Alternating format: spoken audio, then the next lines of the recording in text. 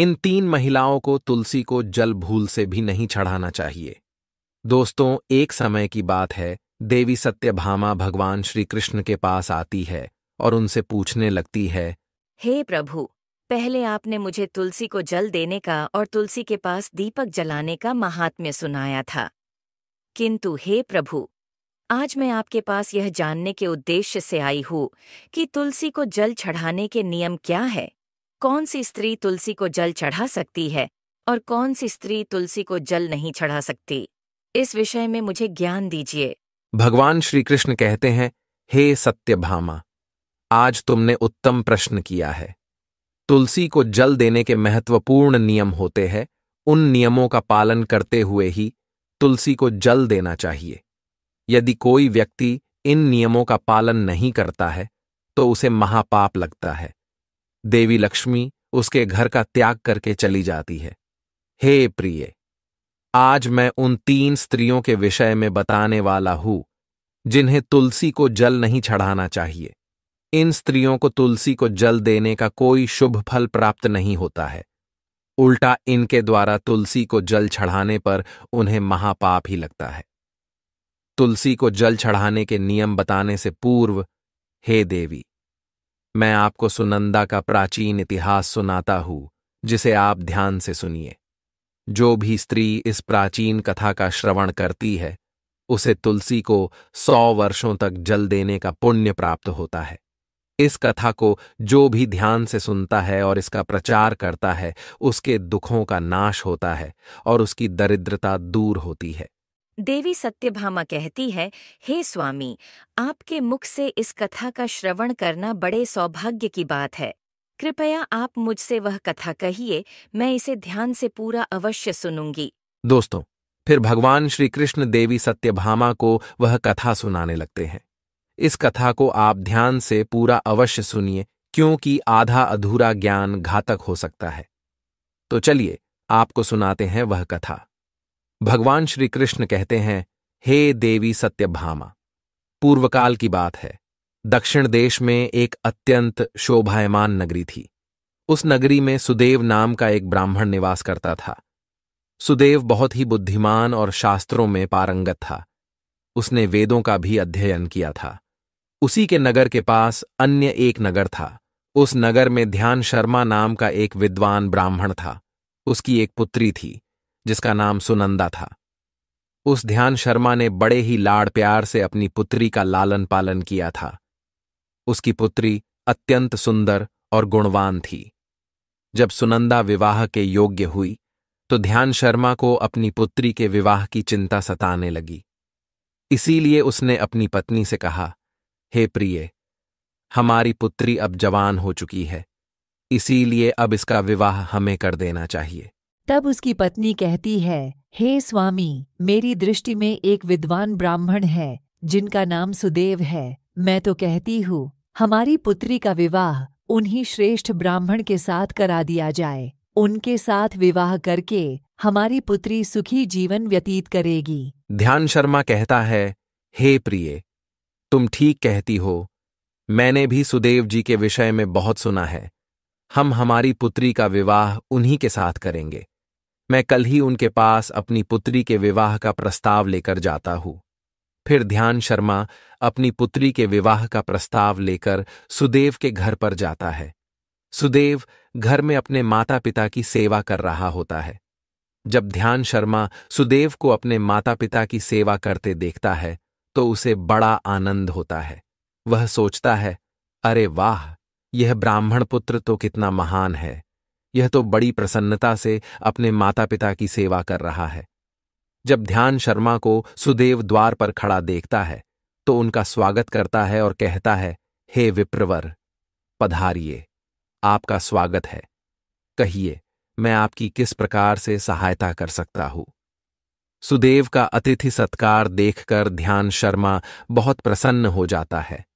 वह देखता है कि सुदेव का घर अत्यंत पवित्र और शुद्ध होता है। उसके घर के सामने तुलसी का पौधा होता है और घर के अंदर भगवान विष्णु की प्रतिमा रखी हुई होती है।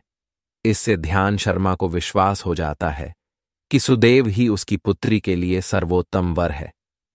फिर ध्यान शर्मा सुदेव से कहता है, हे विप्रवर, आज मैं आपके पास मेरी पुत्री के साथ आपके विवाह का प्रस्ताव लेकर आया हूं। मेरी पुत्री के लिए आपके समान श्रेष्ठ वर कहीं और नहीं मिल सकता। सुदेव के माता पिता भी यह बात सुनकर प्रसन्न हो जाते हैं और सुदेव को विवाह के लिए मना लेते हैं। फिर सुदेव भी विवाह के लिए तैयार हो जाता है। विवाह का मुहूर्त तय किया जाता है और एक पवित्र स्थान पर सुदेव और सुनंदा का विवाह संपन्न किया जाता है। सुनंदा के सुंदर और मनमोहक रूप को देखकर सुदेव बहुत प्रसन्न होता है। सुनंदा अत्यंत गुणवान और चरित्रवान स्त्री थी। विवाह के बाद जब सुनंदा सुदेव के घर पर जाती है तो वह अपने पति और सास ससुर की बड़ी सेवा करती है। अपनी मधुर वाणी और कार्यों से वह सभी के मन को जीत लेती है। सुनंदा के ससुराल वाले भी उसके कार्य से बहुत संतुष्ट रहते हैं। सुनंदा नित्य अपने पति से पहले जागकर घर का आंगन साफ करती थी, फिर घर के अंदर साफ सफाई करके स्नान किया करती थी। स्नान करके वह नित्य तुलसी को जल देती थी और फिर पूजा घर में जाकर भगवान विष्णु और मां लक्ष्मी की पूजा किया करती थी। फिर भोजन बनाकर उसमें तुलसी पत्र डालकर भगवान विष्णु को भोग लगाया करती। उसके बाद वह अपने पति को भोजन कराकर फिर खुद भोजन किया करती थी। रात को वह पति के चरण दबाकर उसके सो जाने के बाद सो जाया करती थी। सुनंदा के अंदर एक पतिव्रता नारी के सभी लक्षण थे और वह अपने पति को ही परमेश्वर मानकर उनकी सेवा करती थी। सुनंदा ने कभी अपने पति के अलावा अन्य पुरुष के विषय में विचार नहीं किया। वह सत्य धर्म का पालन करने वाली और धर्म कार्य करने वाली पवित्र स्त्री थी। उसने कभी कोई अशुभ कार्य नहीं किया। सुनंदा के ऐसे सात्विक और सरल स्वभाव को देखकर मां लक्ष्मी भी उस पर मेहरबान थी। मां लक्ष्मी स्वयं चलकर उसके घर में आकर निवास करने लगी, जिससे सुनंदा के जीवन में सुख समृद्धि और भी अधिक बढ़ गई। भगवान श्री कृष्ण कहते हैं, हे देवी सत्यभामा, देवी लक्ष्मी उन्हीं स्त्रियों पर अपनी कृपा दृष्टि बनाए रखती है जो पतिव्रता होती है और जो सत्य धर्म का पालन करती है। सुनंदा के अंदर वे सभी लक्षण थे जो एक श्रेष्ठ पतिव्रता नारी के अंदर होने चाहिए। लेकिन आगे मैं तुम्हें बताऊंगा कि सुनंदा की एक भूल के कारण देवी लक्ष्मी उसके घर को त्याग के कैसे चली गई। एक दिन सुनंदा का पति अत्यंत कामातुर होकर सुबह स्नान करने के पश्चात सुनंदा के पास आया और उसने सुनंदा के साथ शारीरिक संबंध स्थापित किया, जिससे सुनंदा का शरीर अपवित्र हो गया। लेकिन सुनंदा का मन भी काम के प्रभाव में ही था, इसीलिए वह अपने नित्य नियम को भूल गई। उसने पति के साथ संबंध बनाने के बाद बिना स्नान किए ही तुलसी को स्पर्श किया और उसे जल दे दिया, जिससे सुनंदा के शरीर में महामोह ने प्रवेश कर लिया। सुनंदा के सारे इंद्रिय तिलमिला उठे। सुनंदा के शरीर में महामोह ने प्रवेश करते ही देवी लक्ष्मी ने सुनंदा के घर को त्याग दिया और लक्ष्मी उस स्थान से चली गई। तब से सुनंदा के शरीर में निवास कर रहे उस महामोह ने उसे सभी धार्मिक कार्यों से वंचित कर दिया। इसका विपरीत प्रभाव सुनंदा के पति पर भी पड़ा और वह भी सदा कामातुर होकर सुनंदा के साथ विहार करने लगा। उसका मन सदैव ही काम वासना में लगा रहता था। फिर एक दिन सुनंदा के पति ने तो सभी सीमाओं का उल्लंघन किया और सुनंदा के मासिक धर्म के दौरान ही उसके साथ संबंध स्थापित किया, जिससे सुनंदा के शरीर में निवास कर रहा ब्रह्म हत्या का पाप उसके पति के शरीर में प्रवेश कर गया। हे देवी सत्यभामा, जब स्त्री मासिक धर्म से होती है तो उसके शरीर में 3 दिनों तक ब्रह्म हत्या का पाप निवास करता है, क्योंकि ब्रह्मदेव ने इंद्र के शरीर से ब्रह्म हत्या का पाप निकालकर वृक्ष, जल, अग्नि और अप्सराओं को ग्रहण करने के लिए कहा था। उसी समय से स्त्रियों के शरीर में मासिक धर्म के दौरान ब्रह्म हत्या का पाप निवास करता है, और जो भी पुरुष मासिक धर्म के दौरान स्त्री को स्पर्श करता है अथवा उसके साथ संबंध बनाता है तो यह पाप उसके शरीर में प्रवेश कर जाता है। वही ब्रह्म हत्या का पाप सुनंदा के पति के शरीर के अंदर प्रवेश कर गया और वह जमीन पर गिर पड़ा। उसे तुरंत ही कोढ़ का रोग हो गया, उसका अंग अंग जलने लगा, उसके शरीर पर छाले पड़ गए और वह दर्द से चीखने चिल्लाने लगा, हाय, यह मुझसे क्या अपराध हो गया, मेरे द्वारा भयंकर पाप हो गया है। मैंने सब कुछ जानते हुए भी महापाप किया है, अब मेरी रक्षा कौन करेगा। सुनंदा की सास तुरंत उस स्थान पर आ गई तो उसने देखा कि उसका पुत्र कोढ़ के रोग से ग्रसित होकर जमीन पर पड़ा है। वह क्रोध में आकर सुनंदा से कहने लगी, अरे कुलटा, अरे पापिनी, तूने ये क्या कर डाला, अपने ही पति का धर्म भ्रष्ट कर डाला। अपने पति की ऐसी हालत देखकर सुनंदा बहुत घबरा गई और जोर जोर से रोने लगी। हे सासू माँ, मुझे क्षमा करो, मुझसे बहुत बड़ा अपराध हो गया है।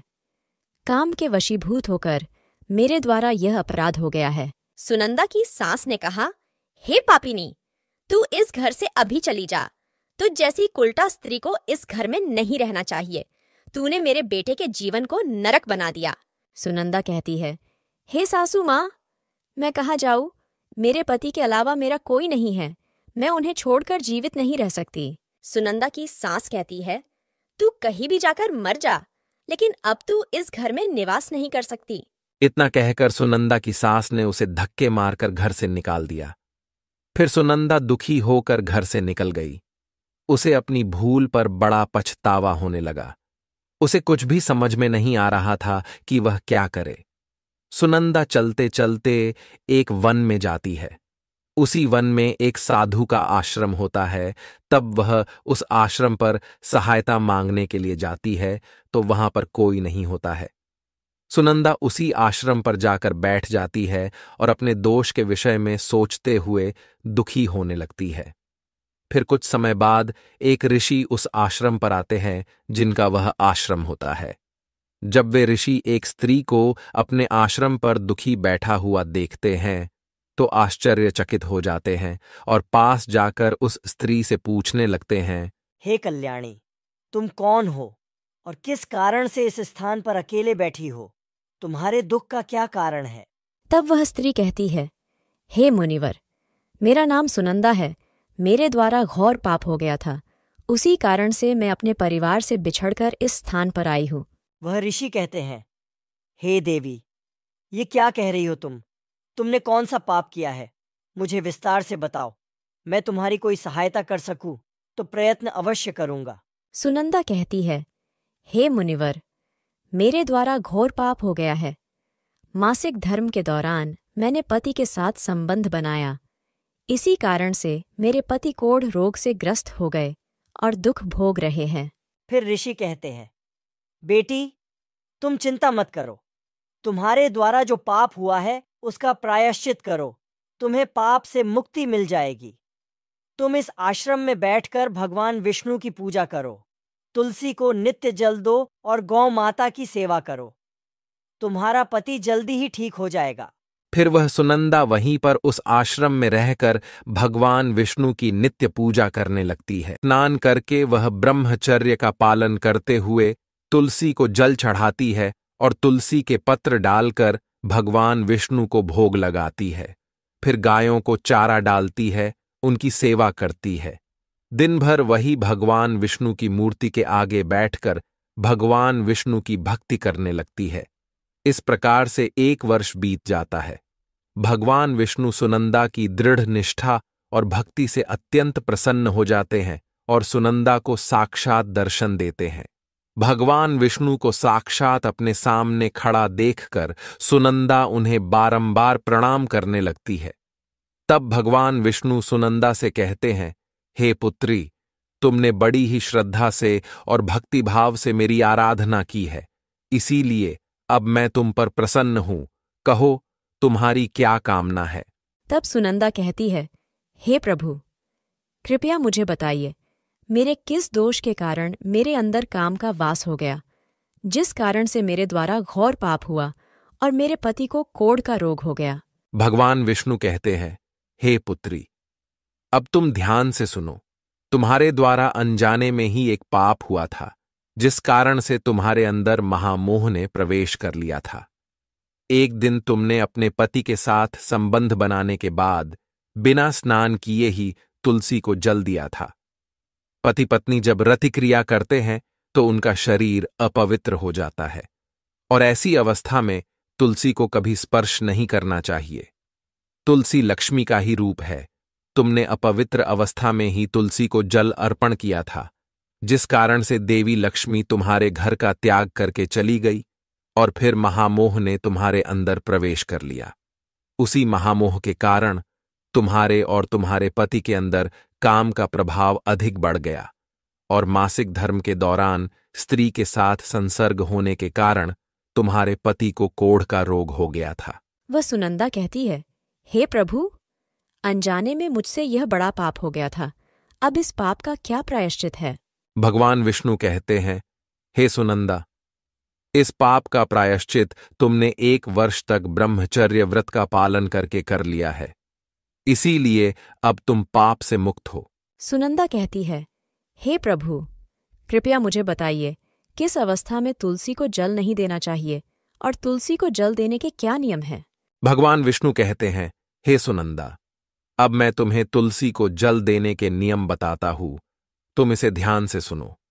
हे पुत्री, तुलसी एक अत्यंत पवित्र पौधा है। यह मुझे सबसे अधिक प्रिय है, इसीलिए इसकी सात्विकता बनी रहनी चाहिए। इस पौधे को कभी अपवित्र अवस्था में स्पर्श नहीं करना चाहिए। जो स्त्री मासिक धर्म से हो, उस स्त्री को इस पौधे को कभी स्पर्श नहीं करना चाहिए। मासिक धर्म के दौरान स्त्री के शरीर में ब्रह्म हत्या का पाप होता है। ऐसे में स्त्री को तुलसी को जल नहीं देना चाहिए।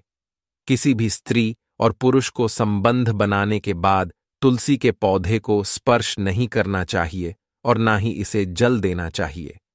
संबंध बनाने पर स्त्री और पुरुष का शरीर अपवित्र हो जाता है। ऐसी अवस्था में तुलसी के पौधे को स्पर्श करने पर दोष लगता है। देवी लक्ष्मी ऐसे स्थान से चली जाती है।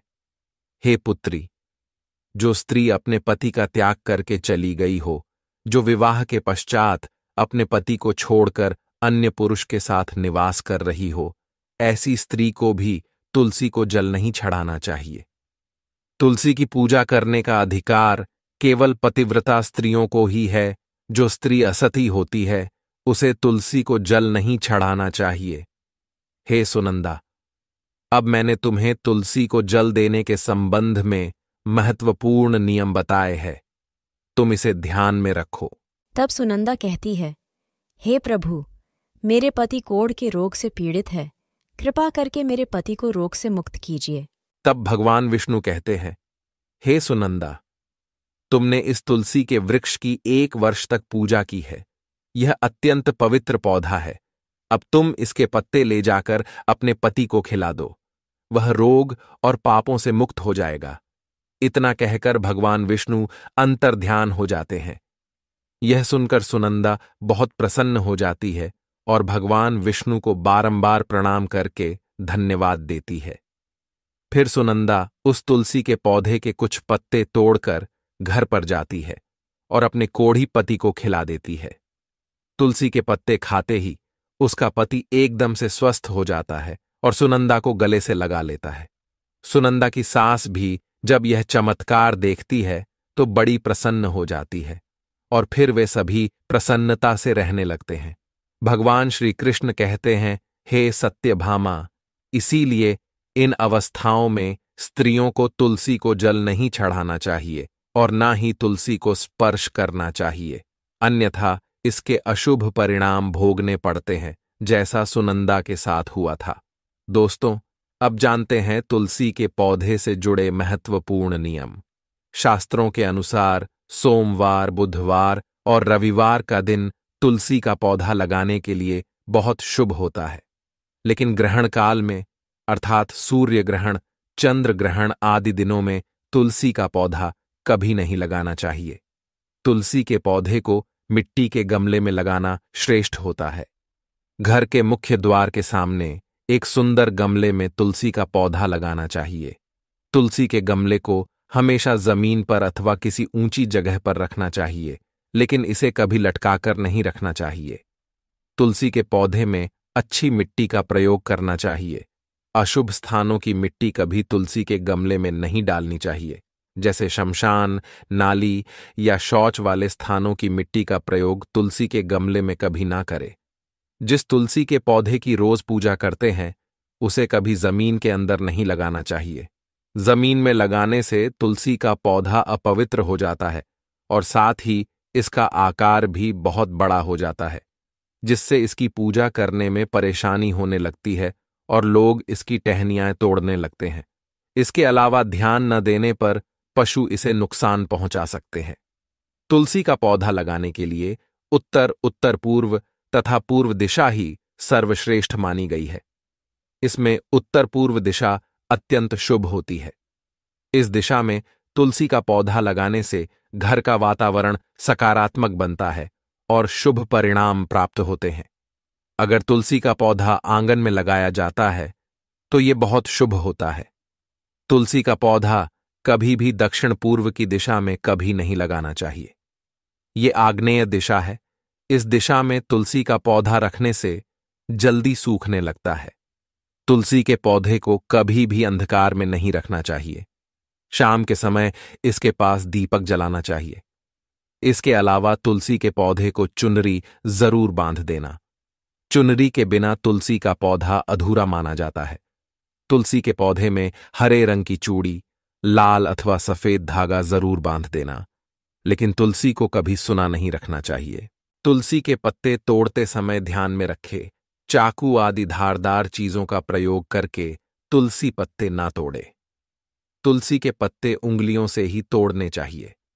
तुलसी के पौधे की कभी टहनी नहीं तोड़नी चाहिए। थोड़ा अधिक समय लग सकता है, लेकिन तुलसी का एक एक पत्ता ही तोड़ना चाहिए। जितने आवश्यक हो उतने ही पत्ते लेने चाहिए। पत्ते तोड़ते समय नाखूनों का भी प्रयोग नहीं करना चाहिए। इससे स्त्री का सौभाग्य नष्ट होता है और दुर्भाग्य आता है। एकादशी के दिन तुलसी के पत्ते कभी नहीं तोड़ने चाहिए। एकादशी के एक दिन पहले ही तुलसी के पत्ते तोड़कर रखने चाहिए। सूर्य ग्रहण, चंद्र ग्रहण के दौरान तुलसी को स्पर्श नहीं करना चाहिए। किसी भी दिन शाम के समय तुलसी के पत्ते नहीं तोड़ने चाहिए। शाम को तुलसी निद्रा अवस्था में होती है। ऐसे समय पर तुलसी के पत्ते तोड़ना पाप माना गया है। पुरानी सूखी हुई तुलसी की पत्तियों को कभी फेंकना नहीं चाहिए। इसे मिट्टी में दबा दें, लेकिन कभी नाली में अथवा कचरे में ना फेंके। रविवार के दिन तुलसी को जल नहीं देना चाहिए। इस दिन पत्तियां भी नहीं तोड़नी चाहिए। तुलसी को जल देने के लिए शुद्ध पानी का ही प्रयोग करें। तुलसी को कभी गंदा, झूठा पानी नहीं चढ़ाना चाहिए। तुलसी के पौधे को भूल से भी गंदगी वाले स्थान पर नहीं लगाना चाहिए। कई बार महिलाएं तुलसी के पौधे को ऐसे स्थान पर लगाती हैं जो स्थान अपवित्र होता है, जैसे नाली के समीप या जिस स्थान पर बर्तन अथवा कपड़े धोए जाते हैं, उस स्थान पर भी तुलसी का पौधा कभी नहीं लगाना चाहिए। इससे क्या होता है? गंदा पानी तुलसी के पौधे में गिरता है। यह बहुत ही अशुभ माना गया है। तुलसी में गंदा पानी गिरने से तुलसी अपवित्र हो जाती है। तुलसी को बिना स्नान किए जल भी नहीं देना चाहिए। जो भी स्त्री तुलसी को जल देती है उसे स्नान करके माथे पर सिंदूर लगाकर ही तुलसी को जल देना चाहिए। तभी यह जल तुलसी मैया स्वीकार करती है। जो अविवाहित है अथवा जिनके पति नहीं है, उन्हें सिंदूर लगाने की आवश्यकता नहीं है। ध्यान रहे, तुलसी का पौधा कभी सूखना नहीं चाहिए। ये अशुभ संकेत लेकर आता है। तुलसी का पौधा सूखने पर समझना चाहिए कि घर में नकारात्मक शक्ति का वास है। इसीलिए तुरंत वास्तु उपाय करने चाहिए। गुरुवार के दिन तुलसी के पौधे में कच्चा दूध डालने से माता लक्ष्मी अत्यंत प्रसन्न होती है। घर से दुख, दरिद्रता और अशांति समाप्त होती है। गुरुवार के दिन केले के पौधे के साथ तुलसी का भी पूजन करना चाहिए। इससे अथाह धन संपत्ति की प्राप्ति होती है, जो कभी खर्च नहीं होती है। केले में भगवान विष्णु और तुलसी में मां लक्ष्मी का वास है। इसीलिए गुरुवार को इनकी पूजा जरूर करनी चाहिए। तो दोस्तों, इस प्रकार से भगवान श्री कृष्ण ने देवी सत्यभामा को तुलसी को जल देने का माहात्म्य सुना दिया है। आपको यह कथा कैसी लगी कमेंट करके अवश्य बताएं। जानकारी अच्छी लगी तो वीडियो को लाइक जरूर करें और कमेंट में जय श्री कृष्ण अवश्य लिखें। साथ ही चैनल को सब्सक्राइब करें ताकि ऐसी ही आध्यात्मिक जानकारी आपको प्राप्त हो सके। आप सभी का धन्यवाद।